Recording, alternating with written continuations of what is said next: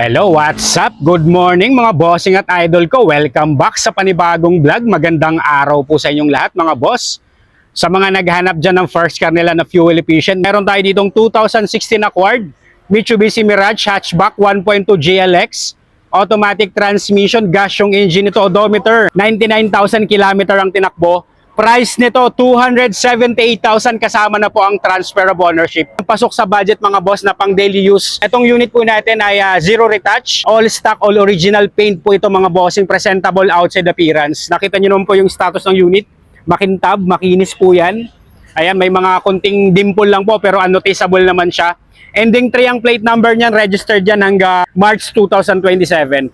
Ito po, GLX variant, upgraded na po ito. Meron na tong fog lamps, tsaka ang maganda po dyan mga boss, naka-mugs na po yan, naka-rota mugs na po yan, na 15 inches. Well-maintained and well-preserved unit, galing po ito ng first owner mga bossing. Andito tayo ngayon sa Shell, Sukat, Parañaque. Dito po kasi si ma'am nagpapamaintain itong Mirage niya, so binenta niya po sa chip mechanic dito sa Shell.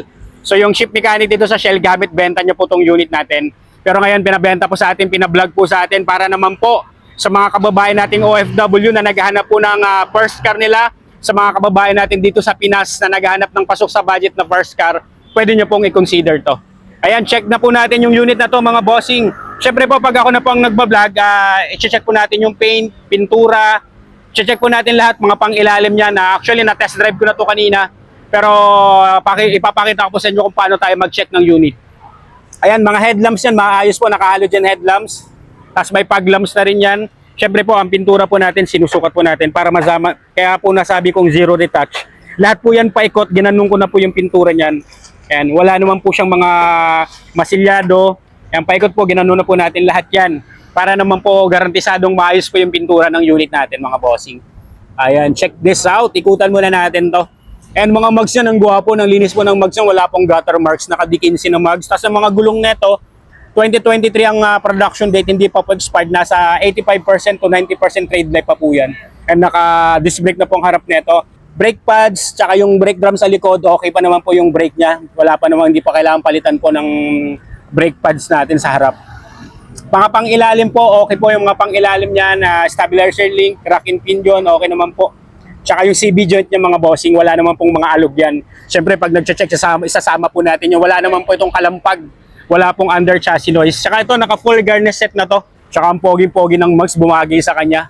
Talagang ang cute niya tingnan. Kahit maliit lang ang maganda nito, madaling i-parking, madali po siyang i-drive. Lalo-lalo sa mga city driving. Mas efficient to, tsaka matipid talaga sa fuel. Yan, naka-rain gutter na rin po yan. Ayun, sipatin nyo naman yung interior nito mga bossing. Oh.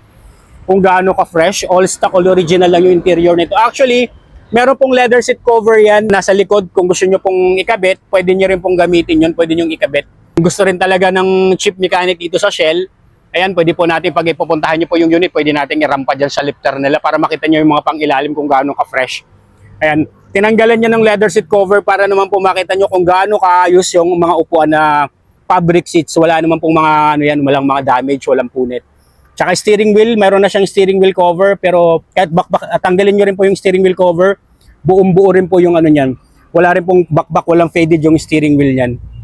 Tsaka matting, nandyan pa po yung stock matting ng Mirage, mga pang-ilalim yun, wala naman pong mga bahid ng mga kalakalawang, dumi. Kasi itong unit natin, 100% not flooded unit, tas paikot, wala po itong bangga. Yan, kaya swerte rin po makakuha nito mga bossing. Ngayon, ginaganon po natin lahat yan. Kine-check po natin yung paint para naman po malaman natin kung may mga na-retouch, na-repaint, or may mga, syempre, malalaman po natin yan. Kaya ito, original shiny paint mga bossing. Wala pa pong na-retouch dito sa unit natin. Tapos yung mga interior nito maayos. Ceiling, sidings, all power na ito. Power mirror, power window, working po lahat. Scan check muna tayo. Yan, upon checking po ng scan natin, ayan, zero diagnostic trouble code, 8 system found. And wala po siyang issue mga bossing. Siyempre po, pag ako po ang nagbablog at nag-check ng unit, talagang kaya po natin chine-check ng maayos para kung may makita tayong sira or kailangang ipaayos, siyempre po, ipapagawa muna natin yan bago po ibigay sa buyer ko. Kasi siyempre po, ayoko pong mapaya sa mga nagtitiwala po sa vlog ko. Ayan, lalong-lalo na po ito, chip mechanic. Alam na alam niyo po kung ano pong kailangan i-fix dyan. Lalo na pag kaya po i-check ko rin para naman po kung may makita akong may mapansin akong hindi maganda or sira, papaayos po natin sa kanya bago po natin i-vlog or bago natin ibenta mga bossing.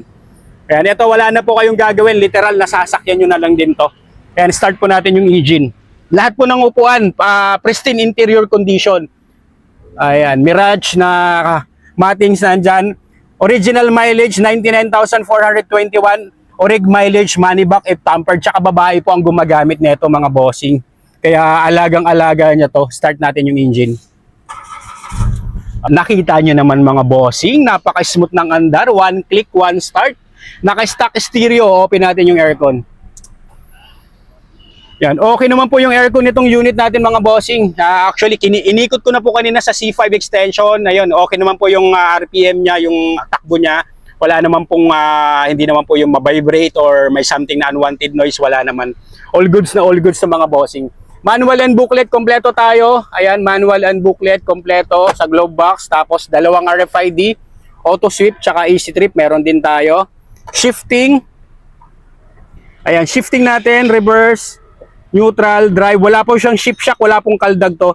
Maayos po yung shifting nito, malakas sumatak, walang delay, tsaka bagong palit ng ATF po. Nag-request ako, though ang sunod na change nito 100,000 pa naman, pero nag-request ako sa kanya na kung pwede, ayun, mapalitan niya ng langis, ma-change oil niya since nagpalit naman na ng ATF to. Ayan, maayos pa, maayos tong unit natin. Sa 2016 acquired pero 2015 model to. Maayos ang unit natin mga bossing. All goods, tsaka aircon malamig po. Yung dashboard natin maayos pa mga boss. Ayan, all goods na all goods to. Sa 2015 model. Available din to sa financing. Kung gusto nyo pong ipasok to ng financing, pwede rin po. Ako pong magpapacompute sa financing para naman po maipasok natin. Tsaka ayan, nakita mo meron tayong LANCAL na pang check ng battery.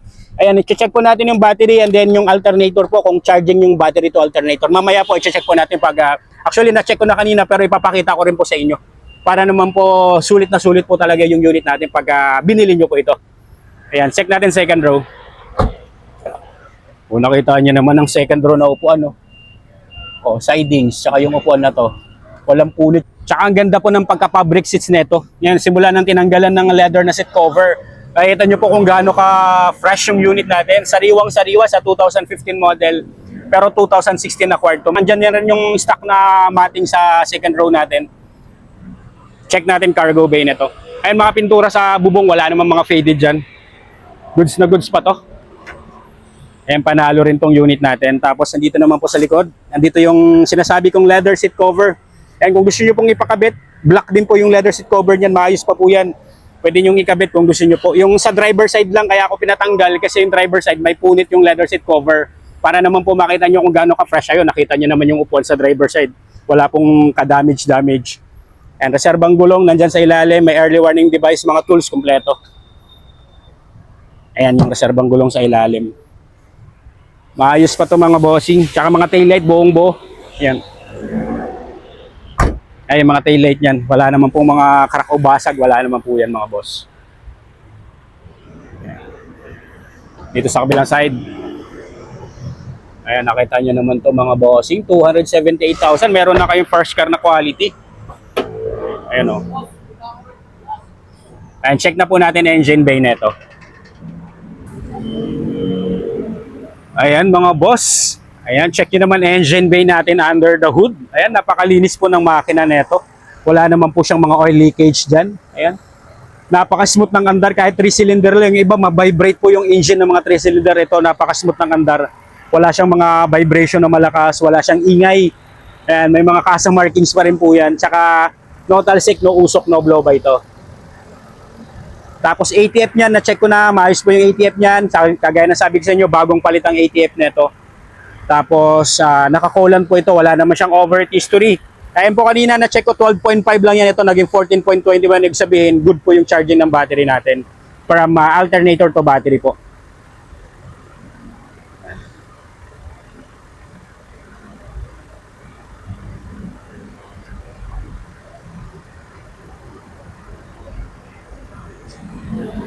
Nakita nyo po yung result ng check natin ng battery. Good battery mga boss. Yung makikita pagka quality na yung battery or good yung battery. Ayan, 100% all goods pa tong battery natin. Naka-Amaron battery to mga boss. Ganyan po tayo mag-check ng unit. Tsaka ito naman pong si Mitsubishi Mirage. Powered by a 1.2 liter 3-cylinder gasoline engine that produces 78 horsepower at 100 Newton meter of torque mga boss. I'm ready for long drive na to. Kaya sa mga kababayan natin naghahanap ng Mirage na hatchback pang daily use, highly recommended ko to mga bossing at idol ko. Ayan, abangan nyo lang po yung mga iba-vlog natin. Marami pa po tayong unit na parating mga bossing. Ingat po ang lahat. God bless.